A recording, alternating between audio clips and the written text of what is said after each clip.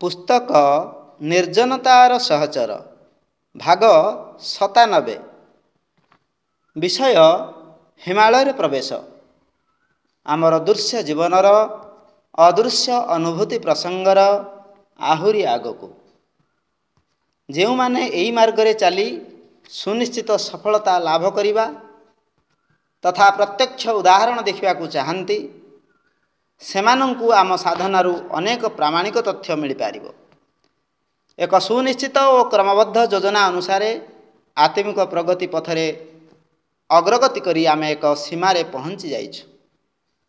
आमे अनुभव करुछु जे आमर परिश्रम व्यर्थ होई नाही कि प्रयोग असफल होई नाही।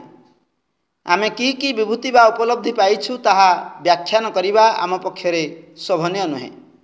आमर जीवितावस्था एसबू जानिबा खोजिबा उचित नुहे। आम अंते ए विषय अनुसंधान करा जाई पारे।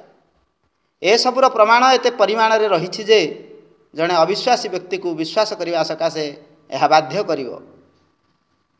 एहा बाध्य करिवो जे आत्मविद्या र विज्ञान भूल नुहे। एही मार्ग रे उपयुक्त रीति रे चलिले आशाजनक सफलता पाइबारे कौनसी असुविधा नाही।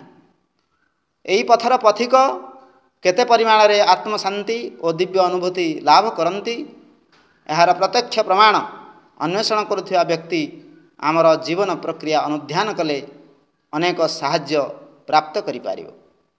समयक्रमे ए संबंध रे गवेषणा करुवा व्यक्तिगण यार प्रत्यक्ष प्रमाण पाई परिबे। समाप्त।